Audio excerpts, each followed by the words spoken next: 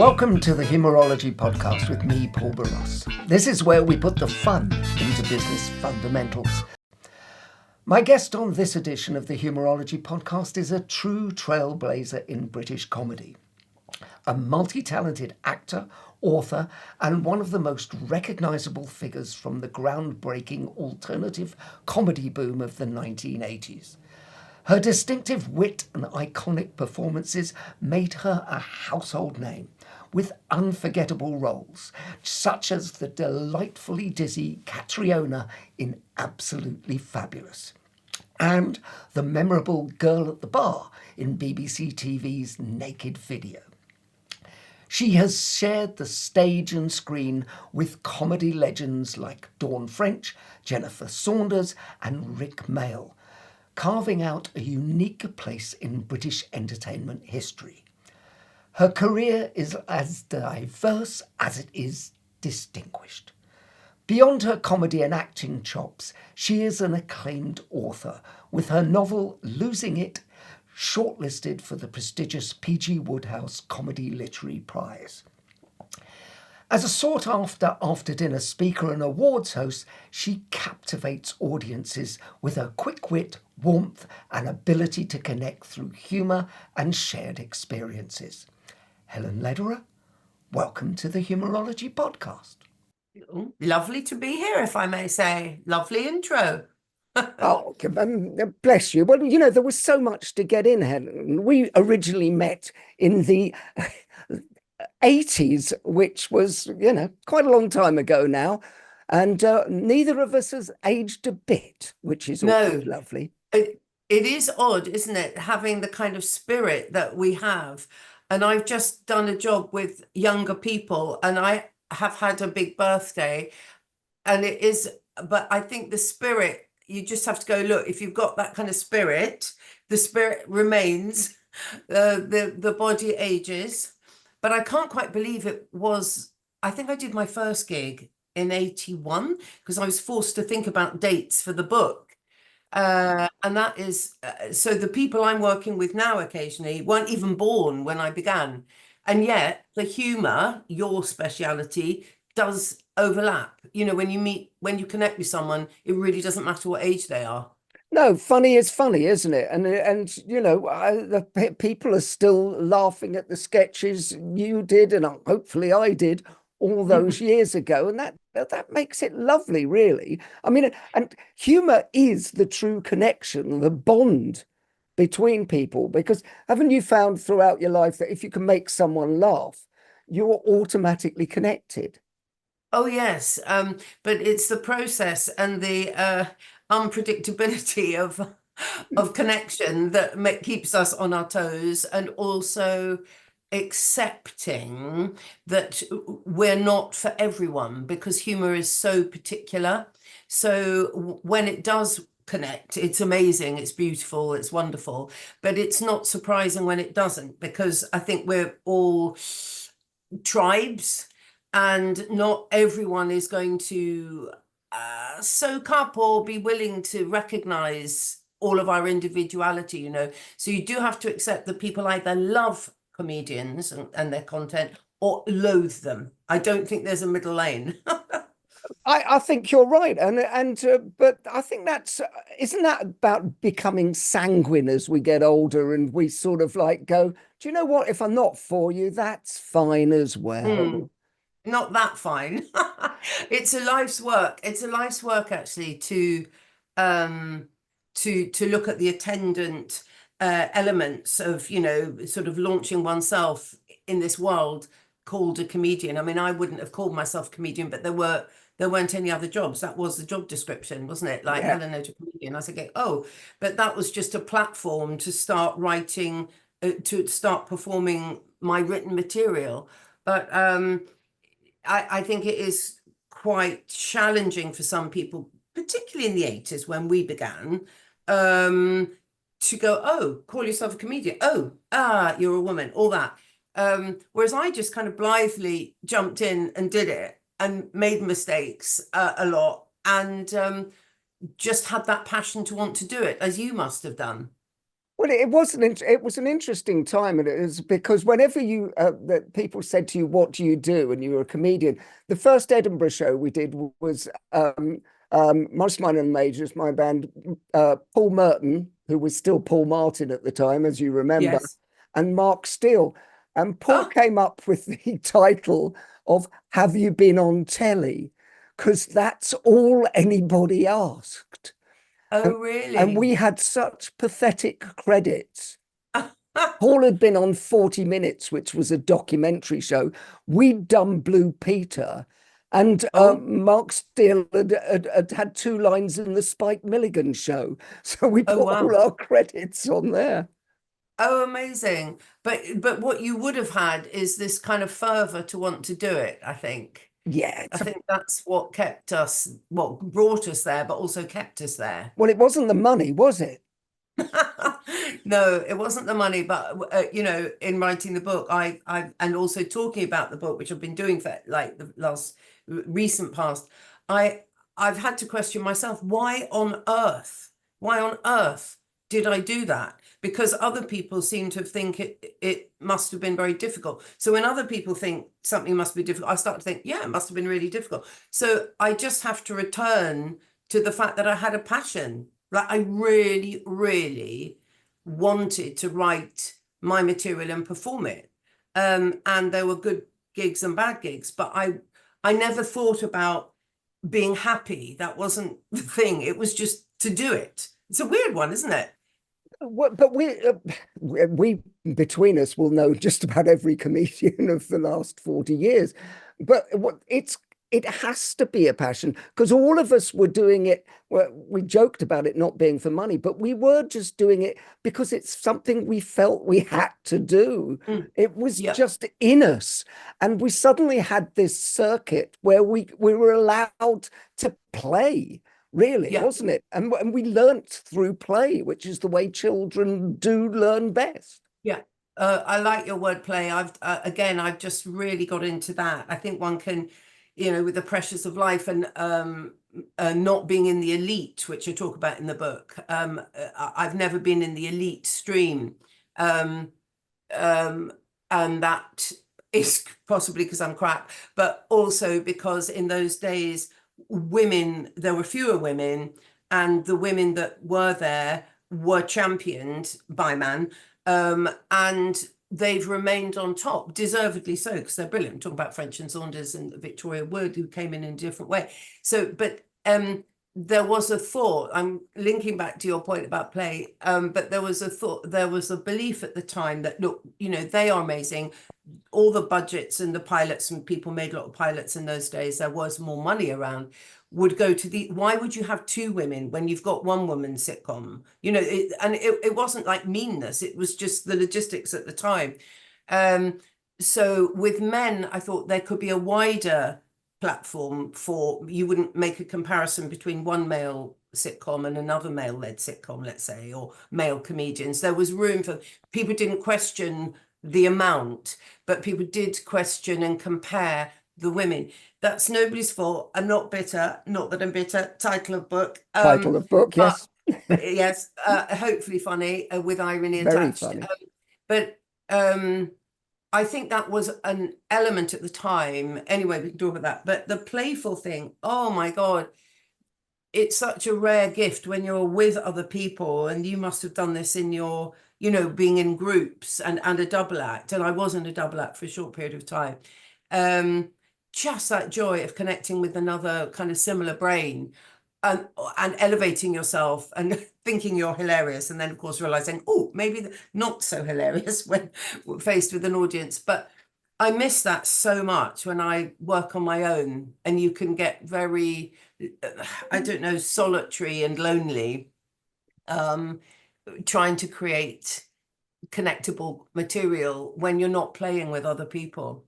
Well, it's interesting, isn't it? Because Steve Martin said he wouldn't do stand up again, but now he goes out with Martin Short and essentially does a double act in America. And he says because he loves to play, and that's the ultimate playground, isn't it? It is. The downside of that, it can get a bit in and indulgent, but the beauty of it keeps you sane. And also, I quite like seeing two people together react. I think there's more content, there's more interest, there's more of a journey. And I guess, I don't know, just come to my mind that, the comedy store players have been doing it since we began, and maybe that's their sanity, apart from, doing a very good job. But I didn't join any group. I was very much on my own. Um, and I don't know, that's just how it happened. And I think the women nowadays are not like that, or naturally more supportive, because there are more opportunities. We had to fight each other for the jobs. Yeah. So it wasn't a ball, it wasn't a barrel of laughs, but but it's what I wanted to do. No, I mean, it was a different time. By the way, I spent the first year and a half, I was guesting with the Comedy Store players when Mike Myers brought all the games over, if you remember, Amazing. and it was an extraordinary time. But on bills, there was only ever one woman. Yeah. That it was like, it wasn't a rule, but it was just the way it was. I mean, Joe Brand, obviously, yourself, and I didn't do the impro. I didn't. I remember auditioning for Have I Got News for You?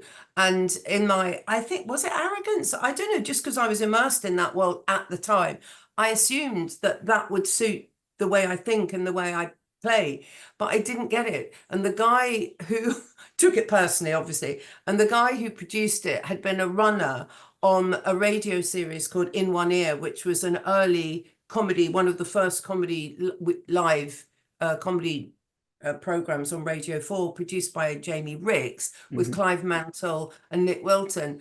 I don't know. And the thing is, those people, I think everyone fell out with everyone else at certain times, always to inconvenience me. So anyway, I was really miffed. I really sulked. I thought, but I'm good. This is something I can do. So I never got into that loop. But then I got into the loops I got into. So you can look back and go, there was a chance Well, missed.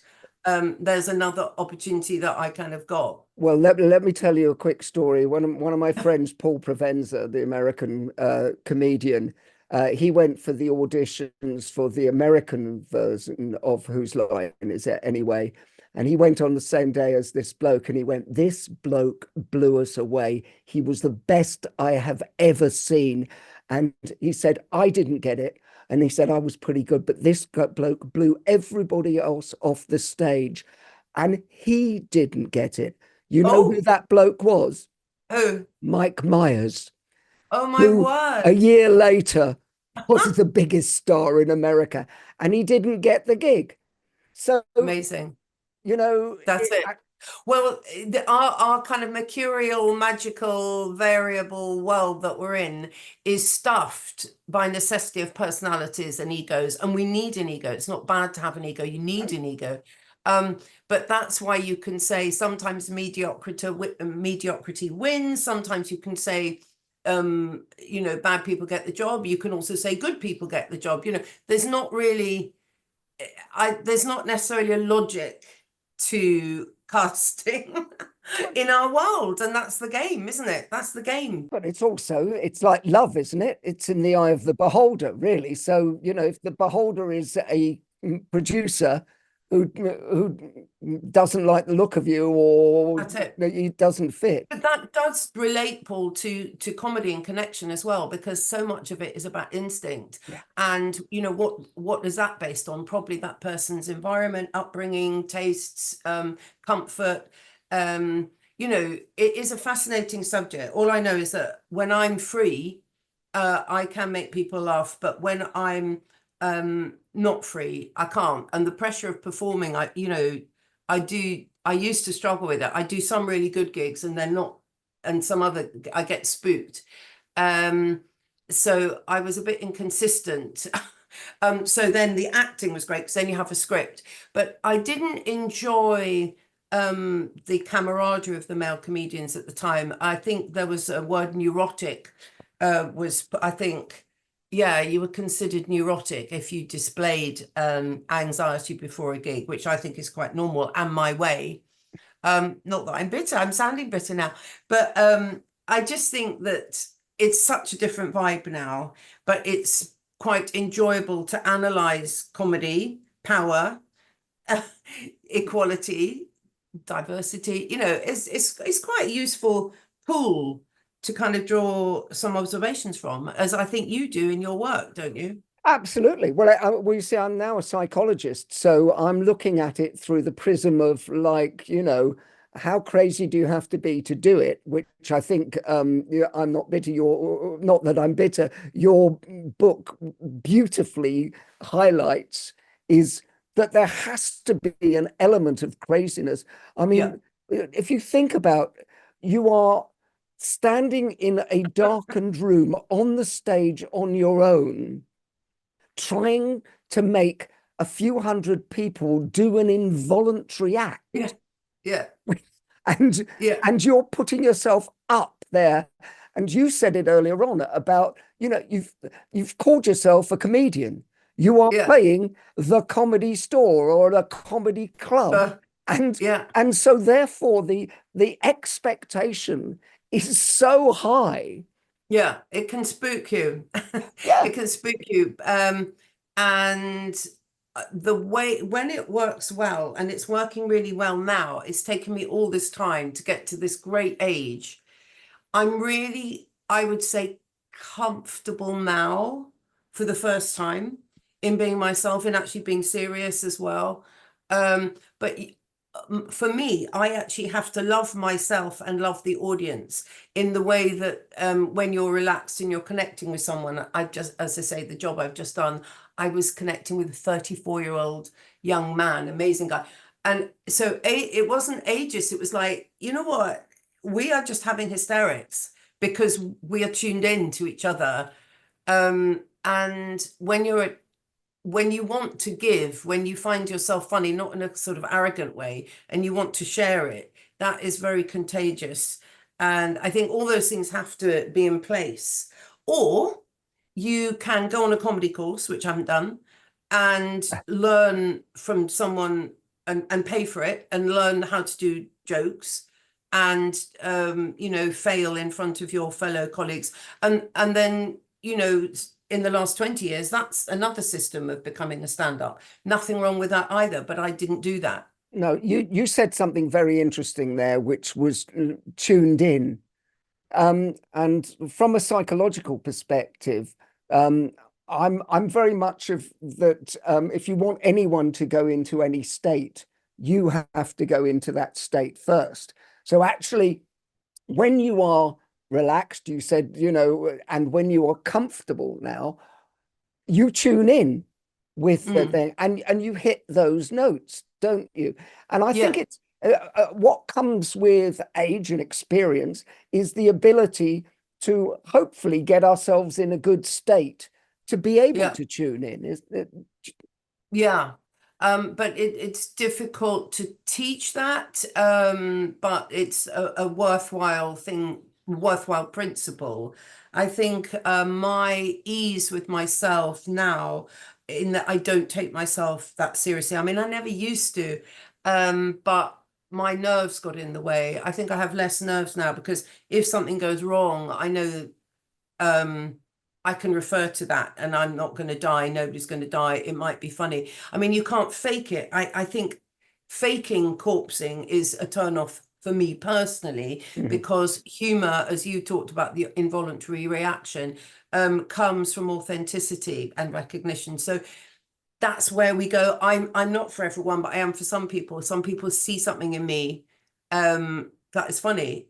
And I, when I was a child, for instance, at school, I was funny. I didn't go, I need to be a comedian. Is there a comedian job for me? I'm 10 years old. It was just in a group. I was the funny one, in an involuntary way. So it's always been with me. I haven't just sort of made it up. Well, I'm intrigued to go back to, the Jesuits say, "Give me a child of 7, and I will give you Seven. the thing." But so it was just always there, wasn't it? Yeah, it was there because I wanted to be hysterical. I'm never happier than when I'm laughing. So I would find a way to find the world absurd. Perhaps I wouldn't have used that word at age 10, but the absurdity turns me on. And then if you find a way to reflect back to other people what's going on, it might be mimicking the teacher, or it might be mimicking the awkwardness or the terror, because it was a very strict school. You know, anything that would connect us together as beings, I would be the sort of conduit. So I think I just needed to make myself feel safe, and then just dissolve into hysteria. And then that's what I've always done. What? So that is my bag. That could be because I had asthma as a child, spent a lot of time off school thinking up some really good games, got into trouble a lot at school, didn't mean to.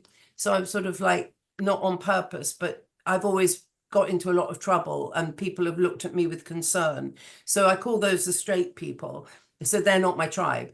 That what? So, but even with comedians are not my tribe, and you saying that thing put a chill in me. I went into a chill state when you're going, you know, what possesses someone stand on stage and you painted that picture, and I'm going, oh my God, I don't want to do stand up ever again.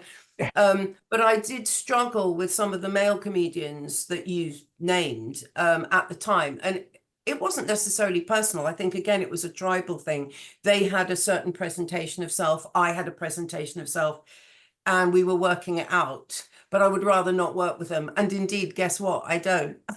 So I've made my own path, Which is and I would encourage anyone else to do the same. what? Would I was reading your fabulous book. Not that I'm bitter. I was intrigued because about your background. Your father was Czech, mine was Hungarian. Both our Ah, fathers experienced that sort of displacement mm-hmm, and loss. Do you mm-hmm. feel that humor has been a tool to process some of that inherited trauma and maybe maintain resilience?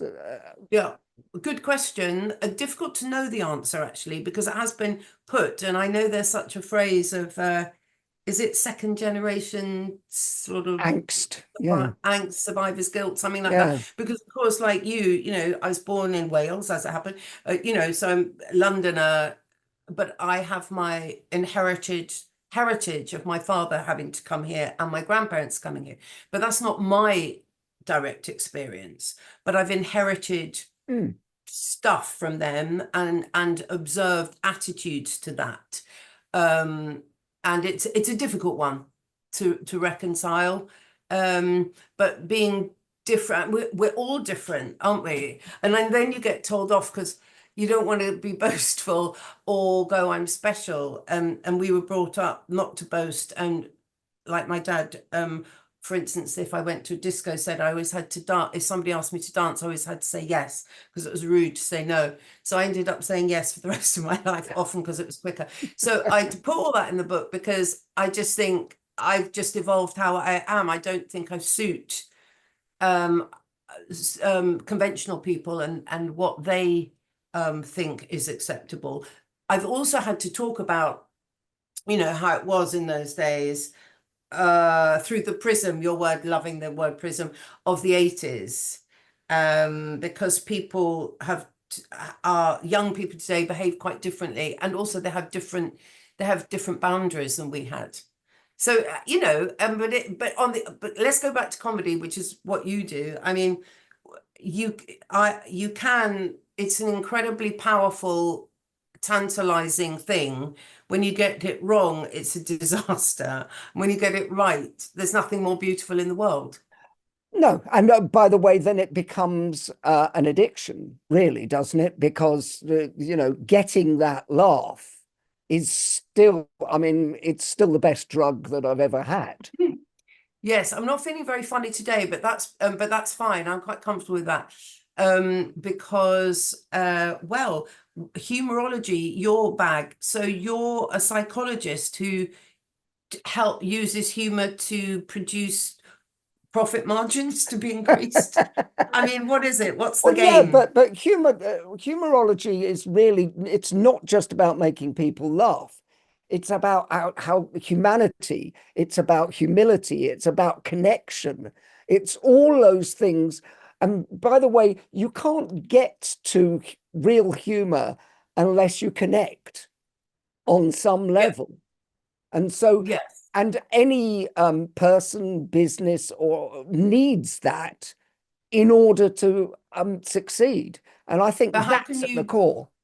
how can you teach humor, you as an individual? I'm sure you're brilliant, but just practical question, how can you teach humor to those people who, I don't know, let's say in an obvious way, haven't decided to be a comedian and sort of graft on gags and No, stuff? I it's a mean, great how do you question. teach humor? It's a great question because I think there are different parts of humor. My one of my best friends, Jackie Green, is the queen of Broadway PR, and she once said to me, um, I the way I approach people is I really want to tell them be smart, be funny, or be quiet.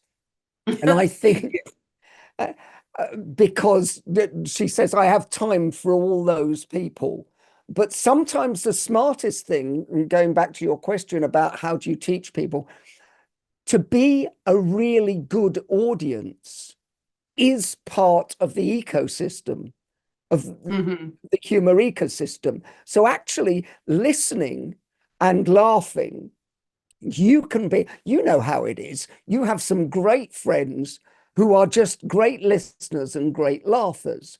And actually, that is really valuable to the whole system of everything. Not everybody has to be the gagster.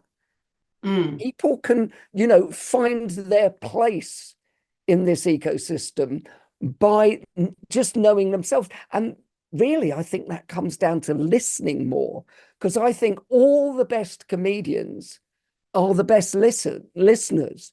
Because if you think about how do you get timing? You're listening to an audience, you're listening to who you're working with, and it's finding that perfect balance. When do you do the gag? Now, that's Mm. why people get confused, they're about, that we've seen a lot of actors who are brilliant, brilliant actors, but they can't time comedy. Yeah, no, I mean, you've laid out a few things there. But I also would add that the analysis of humor and the analysis of the exchange of spoken word to causal effect of laughter is a killer for me. It's a killer. Tell me what you liked about my book then. Put you on I the liked spot there. what I liked was the absolute honesty. You very, very rarely get that kind of honesty in a book when somebody, uh, the term warts and all. Yeah, very And pleasant. uh, Yes. no, no, but it's to be able to give yourself over and go, look at the amount of mistakes I've made. And I thought you brought every mistake was beautiful because you learned something from it. Yeah. You moved it on to another level. Yeah, I think mistakes are funny. I think when things go wrong are funny because that is a truth. Again, you can't manufacture um, error, although that would be called farce, I suppose. But I just think the humanity in it. And I always, if I'm with somebody else, I want you to tell me a funny story. I want you to tell me about, oh my God, I have to tell you, when I was there and Princess Anne was like, oh my God, what happened? What did you? And the fact that it's true is just so delightful. It's elevating, isn't it? So it just so happens that being the kind of person I am, looking back, I mean, I was honest, and other people have said alarmingly honest. Can be a bit, which I think is funny, disconcerting. But I just thought there was a law that said you had to tell the truth when you do an autobiography. So I went there because, and then I thought, well, the publishers, I'll write it and they'll take it out if it's, and the lawyers went through, and they said no, we want it all in. And I think that's my character. I am that person who just probably says a little bit too much. And it's like, you're going, you know what? You were going great there, Helen, until you said that. And I'm one of those people. So the book is a bit like that. It's a bit like hysterical, and awkward in places, but that's the hysteria of it. But wonderfully brave because that inner voice is allowed to come out onto the page. You know what I mean? That's you just how you discuss humor and you how you coped with the challenges through humor. Yeah. The through line for me for the book is that laughter was a lifeline for you Yeah. as you went through life because you saw the funny side. Yeah. Absolutely agreed. And again, you know, it's like when you start a new job or you do something good, as long as you have one friend, you can survive anything. You know, people completely on their own are at risk. I think they get isolated and all sorts of things happen in the brain. So that the humor is the connector, is the power, is the you know, that's why I set up Comedy Women in Print to encourage other witty women writers to be more celebrated, to get published, because I'm thinking it is so delicious when it's right, forgettable and annoying when it's wrong. I mean, I'm not neutral about it, but in the book, yeah, you just go, just it's worth suffering a disaster so you can have a really good laugh in the pub with it off about it afterwards. Well, but that's what really I think the book encapsulates lots of things. I mean, I was intrigued by you mentioned using self-deprecating or depreciating, depending how you say it, humor as a form of defense and distancing yourself from your own shame and awkwardness. And I'm going to use a quote because I wrote this quote down from the book. I still use self-depreciating humor, you call it. The kind that was revealed as unfeminist in the 80s because making things sound absurd against myself distances me from my own shame and awkwardness and makes it safe in its ridicule. Making fun of the bad stuff and caring about the bad stuff can be done at the same time, which I think is the essence of the book. How has this approach evolved for you over the years? And do you think it's a tool that can both help and hinder? Yeah, good question. I mean, I think I was saying earlier about how people who live in different times, how society has evolved from the 80s means that quite rightly and understandably people will go, but how come you did those kind of things? Why didn't you say no, or what was going on? You go, well, society has to evolve, but I'm talking about a time then. So I was trying to say, you know, to open up and be honest about about yourself means you can it means that I'm not anti-feminist about certain things. It's like I have to be answerable to how society is now, and I want to address that because that's really real.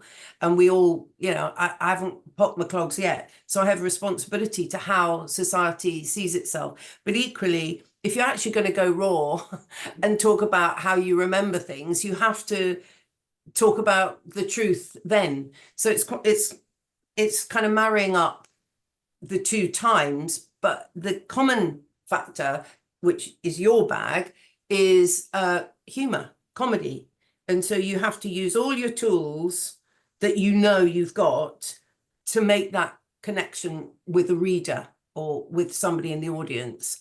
I know that's quite complicated, and it is complicated. Comedy is complicated. I think the word you used there, which I do think becomes compelling for the reader, and I would encourage everybody to read the book because it Thank you. really is just, well, no, it's out there. But the word you used was raw, and I think the reason people connect is because you have been completely raw. You've been open and you've gone, look, I've done this. And rather than sort of like shy away from the stories, which could be in inverted commas seen as embarrassing.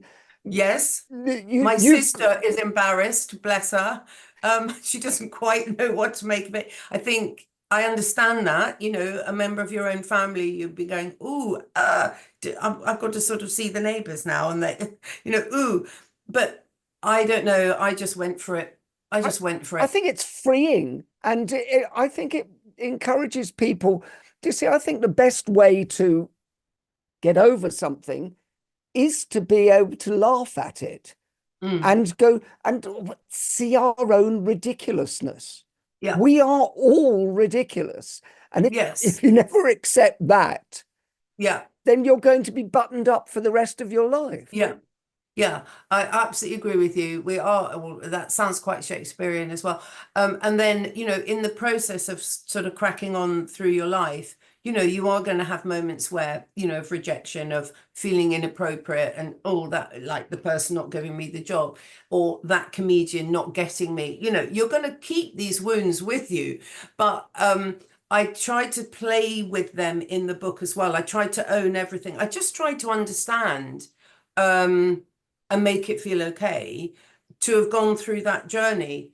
And we are coming to the end and we conclude where we began, I think, is that actually I'm not for everyone. Nobody is for everyone. I can't, you know, comedy can't be like that. You know, comedy is such a powerful thing. It engenders love or a disgust. You know, the Mary Whitehouse of her time, you know, wasn't an evil person. She just couldn't countenance that that new wave of humor. Well, she didn't have a sense of humor, really, did she? Put her in a box. You just mentioned Shakespeare, and I like the Shakespeare quote, which is, "A fool thinks himself to be wise, but a wise man knows he is a fool." Does that resonate with you? Yeah. Yeah, well, pomposity is a great source of humor, and so that, yeah, that you know, it's a great subject matter if you kind of want to teach comedy. Not that I do particularly, but you know, that's a great example of how to deconstruct pomposity. You'd probably get a really good humorous sketch, wouldn't you? You know, people just dismantling status is funny. Well, it's pricking the bubble of Yeah. pomposity, isn't it? That isn't that what humor's there to do? And isn't that why totalitarian regimes try and shut it down? Is Yeah. because you know, it shows it up for what it is. But what I think your book does, and you do so well, is you are brave enough to prick your own bubble of pomposity and go, look, I'm ridiculous. And I have been ridiculous, but guess what? I survived and I thrived despite that. And I think that gives people the tools to do that themselves. I mean, a lot of people who write into the show talk about, you know, how can you do it? We talked about getting up on stage and getting over the nerves. You were really, really honest about the nerves, but you still got up and did it. What advice would you give to people to get over their nerves? Yeah, well, I think nerves are good. I don't think you can do this job without, you can't just saunter on stage. Although you and I know a lovely man called John Hegley, who is a good friend of mine, and I think he does it so much. I haven't seen, I mean, he does almost saunter on stage and he does brilliantly. But I think one still has to kind of focus. So you can't, it's two different states. And there's some, or athletes, you just, you know, you need to get into a mindset before you do a thing. But yeah, the nerves, the other thing is that I think me displaying nerves seem to cause upset to other male comics. That's really the point. They were alarmed by that. But yeah, I'd sort of walk around a lot. You know, I'd be walking around and around trying to, or I'd write my gags on my hand, all these things. Obviously, I don't do that now, or I might walk round and round, but I wouldn't let anyone see me. I have a glass of wine now, just half a glass of wine, which is nice. It takes the edge off for me.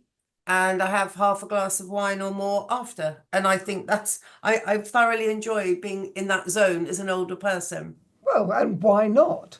I mean, in the book, you're very honest about therapy and something you're very candid about it. What did therapy teach you, and was humour involved in your journey towards self-acceptance and resilience? Well, I find therapy quite funny, obviously, and then I talk about it because I've tried lots of different things. But I think a lot of, not but I think a lot of people I know have. And like, you know, the cheaper ones you get, the ones who've only just trained, you know, you're not going to get the service, are you? That's quite funny. But I think therapy is just a point in your life where you go, you know what, I just need to get to check in. I need someone like a friend. A friend could be as useful, but you wouldn't get a friend listening to you at the same time every week, would you? Probably, well, you might. Uh, yes, I do mock things. I mean, humor is about mocking, but I do admit, I mean, I obviously went there to try and understand myself a bit better. Why did I need to understand myself better? Because I didn't want to feel sad. So I think often when one goes through periods of sadness, you will try and fix it. And therapy is as good as way as anything, or exercise. You know, you got a duty to try and fix yourself. You've got the one life. But therapy is funny because it's so prescribed, you know, like, oh, which chair do I sit in? Oh, the smaller one, you know. I mean, it's funny because it's so bossy and authoritarian, and I like to deconstruct those No, things. I get it, because as part of my training, I had to do 6 months therapy as part of it to be, and I had a German woman therapist. And I mean, it was, you know, it was a little bit classic. And you just Yeah, mentioned the chair made me laugh because it was yeah, designed like that. But I got very bored very quickly.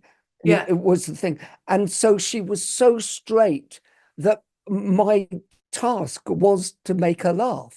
That was Ah, all I yeah. was Did she? interested in, to try and break that whole barrier. And when it happened, I felt magnificent. So therapy Oh, you really would. did work for me in That's that so sense. rare. Yeah. I'm sure their training is do not laugh at your client. I'm sure that's one of the inbuilt Yeah, well, especially Jungian training, you know, it's all very, very, very heavy. I mean, I no-face. say that I don't think I've knowingly been to a Jungian therapist, but for all I know, they might have been. I have no idea. But yeah, they're doing their bit. You're paying for it. They've been trained. It's a transaction. Um, it's not for everyone, but it's worth a go if you want to try it. And some are better than others. And you know, I did my psychodrama group, which was hilarious after drama school. Um, you know, the further the intent of people trying to improve themselves is both sweet and human, but also very funny. Yeah, it is. Oh, no. Well, in the book, because I mean, I really did enjoy the book, so I'm going to keep going back. But Yeah, love and it. you've opened up so much in the book that I hope you don't mind me going. But you've written about self-sabotage and Yeah. self-doubt. In what ways do you think that humor helps us deal with those feelings? And Um, is it a tool you still use today to keep things in perspective, really? Well, I allow myself my mistakes. I think one of the slight tangent to that, but in the book, I said I in my 40s I sulked a lot because I, you know, was looking back as a waste of time to sulk, but I didn't get my sitcom. I thought, you know, I would get a sitcom. So the thing is, if you don't get what you think you want, it's fine because you haven't got it, but you'll do something else. So it is very much adjacent to that about how do you deal with self-sabotage is to go, well, you know, I do talk differently when I'm with very famous people. I just do. I just make myself bad just out of nerves, and I think it's very funny because I think we all do. We all change ourselves. So self-sabotage is there. And I don't like arrogance anyway. I think my problem is with arrogant straight people. If I was stuck in a lift with an arrogant straight person, I would get a little bit annoyed now. I might I might do what you do and try and make them laugh. You know, it's a challenge. It's a Yeah. challenge. So I still have my passions about other people putting other people down. You know, the world should be more equal. I still care about that. Yeah. But so it can go dark for me, and I have to I have to talk myself down, and then just try and be the pleasant person I present to the world, which isn't always. No, because there's a whole part in the book, because you brought in the fact about how you deal with celebrities and sort of, you know, you go into a different world, but you've put yourself in positions because you've done Celebrity Big Brother and Yeah. reality shows like Celebrity MasterChef. You know, Yeah. that sort of ventures outside the comedy roots, but and has presumably taught you other things. Presumably, you fall back on humor at that point when you get in those unfamiliar situations. Yeah, well, I think it's a survival mode again. I mean, I saw Big Brother as a job. I thought I could deal with it as a job. You know, like I've been in plays, I've been in tours, I'm used to changing in the loo on the way to, you know, I have work. So like you have. So I thought it would be a job. And obviously to start with, my humor helped, or if anyone knew what I'd done, largely they were reality stars, so why would they? But that helped as well. But at the end of the day, you're part of a game, and you're all equal against the same manipulation. So that was quite challenging. So it was probably misguided to think that I could remain myself. So I got a bit diminished, and needed quite a lot of time to recover from that. But that, you know, I was up for it. I got paid a lot of money, bought some garden furniture with it. Don't know why I did that. You know, no experience is wasted, because you learn more and more about yourself. And you know, I'm still, it sounds corny, you know, I am still learning. I can go quite paranoid about people, and that's okay. I can still do that. But mostly I know the preciousness of laughing and being with your tribe and trying to create more work and writing a book, hopefully, that makes people laugh. You see, I wanted more than anything for the reader to laugh when they were reading it, because that comedy narrative to me is everything. So I want the people to, Robin Ince had said he got it, you know, like just that comedy narrative. I just thought, as long as I've made someone laugh once, I'm like, again with my novel, that's all I want to do on the page. Well, just for our listeners, I mean, I laughed out loud a lot, Good. it Success. well, but also there's because of the honesty. There's some laughs in there which are preceded by a sharp intake of breath sometimes as well, aren't they? Yes. But Yes. those are kind of good laughs, aren't they? Really, when they go, oh. I know the sharp intake of breath. My poor sister, as I say, uh, um, I apologize to her. Yeah. But I thought that I could make certain things funny and absurd as well, and also the real bits, the not pretty bits, have to be put in there, because you can't I didn't want to cherry pick and go, hey, my life's been a bag of laughs, because it hasn't, you know. You've worked with so many comedy legends over the years. Do you believe that humor is a social glue that keeps people together, both on and off screen? Yes, I think the humor is everything. It makes you love someone. It ties you in. It makes you respect someone.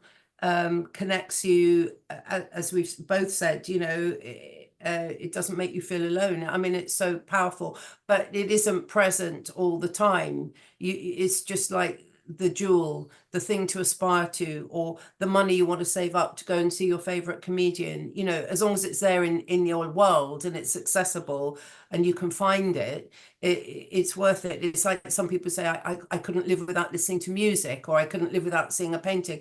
And you go, okay, that might not be part of the, you know, the electricity and gas and all the things we need.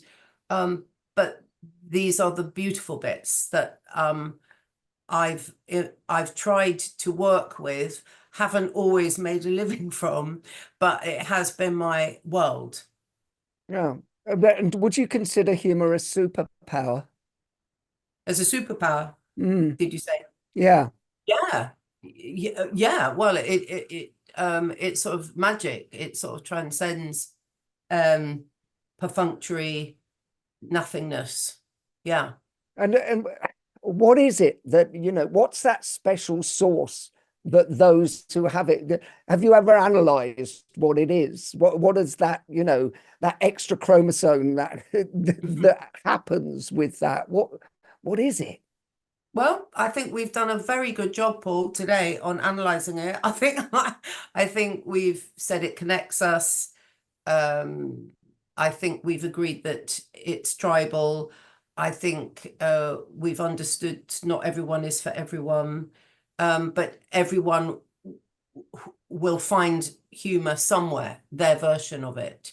So, you know, and it is so disappointing when it fails and so elevating when it succeeds. Yeah, we should maybe have a prime minister with a sense of humor and then we'd be all right. I'm not saying he doesn't. I'm just saying that we should aim for those important people in our society to use wit more. Well, that's interesting thing. But then we had somebody in Boris Johnson who was considered to have wit, and I'm not quite sure how well that went. Very good example, because where inappropriateness and displacement, like one is mocking the world when one is trying to improve the world, that is the biggest insult to our society. But I'm saying that wit can go a long way to connect people, but used, yes.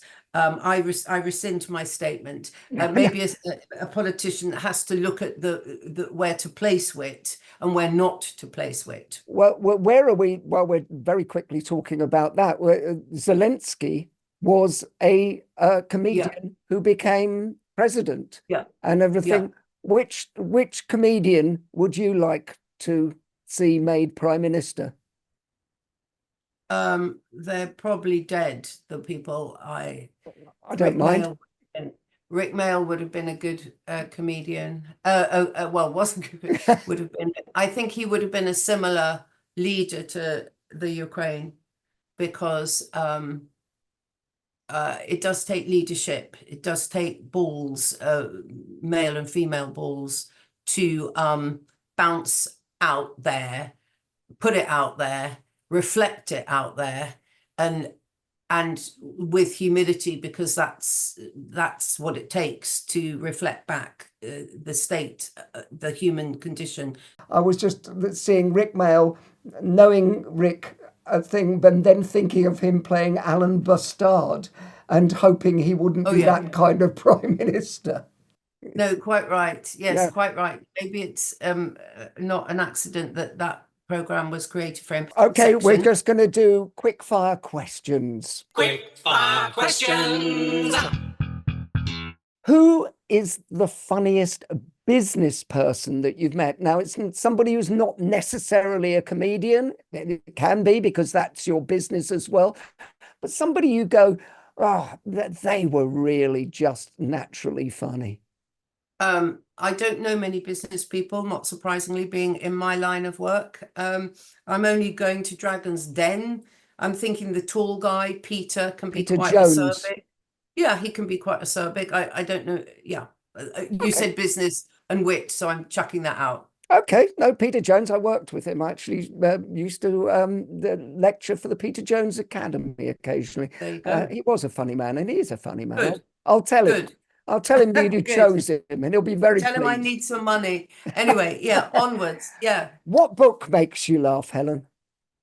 Sue Townsend, Diary of Adrian Mole, when it came out particularly, was very ahead of its time, very sort of sardonic, and a great parody of a diary. Loved it. It's a brilliant, brilliant book. What film makes you laugh? Anything with Robin Williams in it.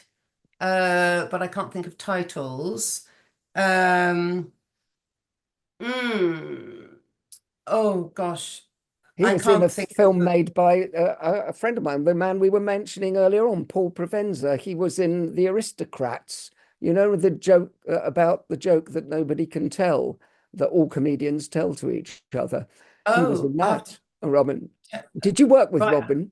Because no, I just know that he's a genius, and I've seen him on stage. You know, I've seen clips of his stand-up and his mind. I just think it would be a glory. He used to come down to the Comedy Store sometimes and ask to do 5, and he'd come in and say, do you mind if I do 5? And we'd go, no, and then he'd do 45. Yeah, but they would have been good. He'd suck the life out of the room in a good way. And it was very hard to follow. Yeah, understood. But he was great. I'm going to switch it over slightly. A question of what is not funny? I'd have to say some of the old school male comedians who play golf a lot with their content. I marvel at the skill of a comedian, mind you, but I suppose some of the content of another era would be quite alarming and therefore not funny to my mind. Yeah, that's fair enough, because we came from a world whereby we were trying to fight against that, weren't we? Yeah. What word makes you laugh? Alarming. Okay. Yeah. I quite like that. What sound makes you laugh, Helen? Probably people laughing. Well, it's nice to join in. Penultimate question. You're a very erudite person who's written fabulous books. Would you rather be considered clever or funny? Oh, can't answer. I aspire to being clever. I think I'm probably like a Daily Express reader. I mean, that's the extent of my intelligence. I aspire to being clever, but I need to be funny. So that's your answer. But I would say, pushing back somewhat, that in order to be funny, I think you have to be very clever. Yes, I'm not sure. I'm not sure. And if you're too clever, it's alienating because one takes oneself so seriously. So the lack of taking oneself seriously is the key to being funny. So don't know the answer to that one. Tricky question. Tricky question. Okay. Final question. Desert island gags. If you can only take one joke with you to a desert island, what would it be? Oh, I don't have jokes, although this job I've just done with a group of people, there were gags being shared. The first joke I ever learned was a man has 50 patches in his trousers. What's the time? Answer, time he got a new pair. That's the first joke I ever learned. And that is probably the last joke I'll ever tell. There you go. Helen Lederer, it's been an absolute pleasure. Thank you so much for being on the Humourology podcast. It's been lovely, Paul. Thank you for having me. The Humourology podcast was hosted by Paul Barros, produced by David Rose, music by Steve Hayworth, creative direction by Les Hughes, and additional research by Helen Sykes. Please remember to subscribe, like, and leave a review wherever you get your podcasts. This has been a Big Sky production.